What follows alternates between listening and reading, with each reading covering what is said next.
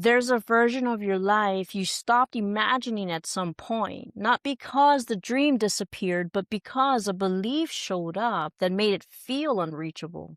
And here's the part that's hard to sit with. That belief didn't come from nowhere. It came from somewhere or someone, a moment, a decision, a season of life that quietly rewrote what you thought was available to you. And over time, that belief stopped feeling like something that happened to you. It started feeling like the truth. That's what we're going to go into today because one of the most significant things standing between you and the life you know you're meant to live isn't a lack of ability. It isn't a lack of opportunity. It's a belief you've been carrying that was never actually yours to carry in the first place. I'm Caren, and this is The Rewrite, a podcast about finding the courage to pursue the life you already know you're meant to live. The last episode, we talked about going back, about excavating the version of yourself that existed before life layered so much on top of it. And today, we go another layer deeper, because it's not enough to ask who you were before all of this. We also have to ask, what did you come to believe along the way that made you stop moving toward it? And more importantly, where did that belief actually come from? Because when you trace it back far enough, you'll often find that the ceiling you've been living under wasn't built for you. It was built around you. And at some point, you just stopped questioning whether it belonged there. Most people, when they think about limiting beliefs, picture something obvious. Someone who was told they weren't smart enough or talented enough, or that people like them don't do things like that. And yes, those experiences are real and they leave a mark. But that's not the only way a limiting belief takes root. Sometimes it comes from culture, from an unspoken agreement in your environment about what's realistic and what isn't, about who gets to want certain things and who needs to be more practical. And sometimes, and this is the one I want to spend the most time on today, the most powerful limiting belief isn't the one someone handed to you. It's the one you built yourself, out of responsibility, out of love, out of a decision that made complete sense at the time, but quietly became a story about what was no longer possible for you. And because it came from something good, it's the hardest one to challenge. Because how do you argue with a belief that was born from a choice you'd make again? That's exactly what we're unpacking today. And here's what most people don't realize about the beliefs running their lives. They don't announce themselves. They don't show up as loud, obvious thoughts. They show up as assumptions, as defaults, as the quiet background noise of what you'd expect to be true before you've even evaluated whether it is. Let me give you a few examples of what this actually sounds like. That's for other people, not for someone like me. I had my chance. That season passed. I can't afford to think about what I want. I have people depending on me. Who am I to think I could do something like that? Now, none of those thoughts feel like beliefs when they show up. They feel like facts. They feel honest, grounded assessments of your situation, reasonable conclusions drawn from real experience. But here's the question worth sitting with. Is it actually true? Or does it feel true because you've been thinking it for so long? Because there's a difference between a truth and a story that's been repeated long enough to feel like one. And one of the most important things you will ever do in the process of rewriting your life is learning to tell the difference. I want to be honest with you about something I haven't said directly before. There has always been something in me that knew, not in an arrogant way, just a deep, settled knowing that I was meant to do something significant, that the gifts I carried were meant to be used, that the pull I felt toward speaking, toward challenging people to think differently, toward helping someone see their life in a new way, that wasn't a passing interest. That was a calling. And I didn't need anyone to convince me of that. It was just there. It has always been there. My mom even saw it. She was one of the people who reflected it back to me clearly, not because she planted it, but because she recognized something that was already present. And I believe with everything in me that what she recognized was something God placed there long before either of us had words for it. But here's what I also know to be true.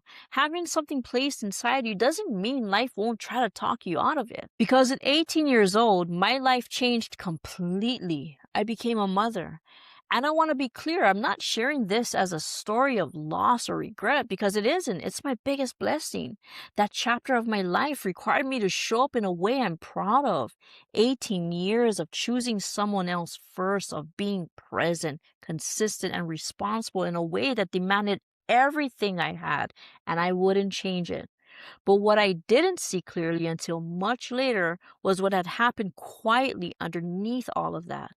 Because somewhere in the process of choosing responsibly, and I want you to hear this clearly, I had constructed a belief. Not one anyone gave me, not one that was spoken over me, one I built myself from a place of love and duty that said, those dreams are not for this season. Maybe not for any season. There are people who depend on you. That has to come first. And for a long time, that belief felt like wisdom. It felt like maturity, like sacrifice done right. But wisdom and limitation can look identical from the inside, especially when limitation was built from something you genuinely don't regret. What I eventually had to reckon with was this: that calling didn't leave when life got complicated, it waited. And the belief I had built, the one that said this was no longer mine to pursue, wasn't protecting anyone anymore. It was just keeping me from what I was always meant to do. I want to say something here that I believe deeply. What is placed inside you was placed there on purpose. Before the circumstances, before the decisions, before the beliefs that accumulated over the years, something was already there. And I think one of the most quietly devastating things that happens to people is when they allow what life layered on top of them to become louder than what God placed inside of them. Not through rebellion, not through conscious decision to walk away from their calling, but through accumulation, through years of reasonable choices, responsible decisions, and absorbed beliefs that slowly build a ceiling over something that was never meant to have one. And here's what I want you to consider. If what's inside you is placed there intentionally, then no circumstance, no season, no belief you picked up along the way has the authority to permanently revoke it. It can be delayed, it can be buried, it can be quieted for so long that you start to wonder if it was ever real. But it doesn't leave. And that pull you keep feeling, the one that won't let you fully settle no matter how responsible or stable your life looks, that's not restlessness. That's the original thing, still there, still waiting. So let me ask you something directly. What is the belief that's been running your life? The one that feels so reasonable you've never thought to question it. Maybe it sounds like it's too late for me. I've already made too many choices. Those doors are closed. I don't have the resources, the support, the time. Other people can do that. I have too much to carry. Now ask yourself, where did that come from? Not the surface answer, the real one. Was it something someone said? Something you absorbed from watching the people around you? Something you concluded from a chapter of your life that felt like it redefined what was possible? Or, and stay with me on this one, was it something you built yourself from a decision that came from a good place, that quietly became a story about who you are and what you're allowed to want? Because here's the truth. A belief that was built can be examined, and a belief that was absorbed can be returned. It doesn't belong to you just because you've been carrying it.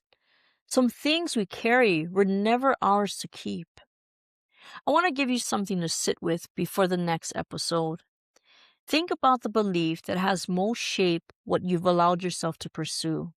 The one that has quietly set the ceiling on your expectations. And I want you to trace it. Where did it start?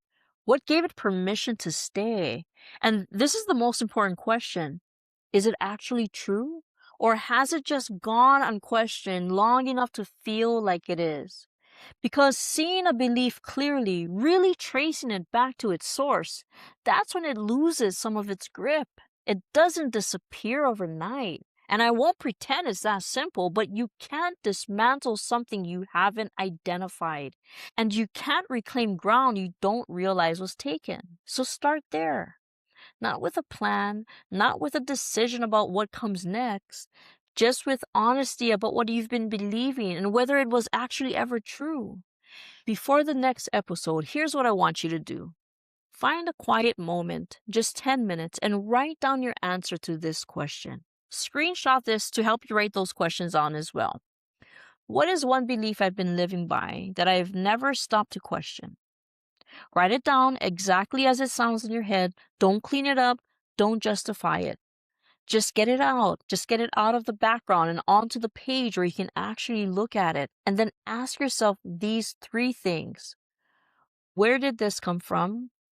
Who gave it to me, or did I build it myself? And is this belief actually serving the life I meant to live? Or is it protecting a version of me that I no longer need to be? You don't need to have the answers right away. You just need to be willing to ask the question, because that's where it starts. Thank you for trusting me with this part of the conversation. I know this episode went somewhere personal, and I meant for it to, because the beliefs we're talking about today aren't abstract concepts. They're the things that have been quietly shaping your decisions, your expectations, and your sense of what's possible for your life. And they deserve to be looked at directly, not with judgment, not with shame, but with the kind of honest attention that finally gives you a choice. And in spite of what's going on in the world, it's still a great time to be alive because we still get to choose. And that's a beautiful gift. If something in this episode stayed with you, I'd love to hear what that was. Drop it in the comments, share it with someone who needs to hear it, and make sure you're subscribed, because where we're going next builds directly on what we just uncovered today. Thank you so much for sharing your space and time with me today. This is The Rewrite, because your story isn't finished yet.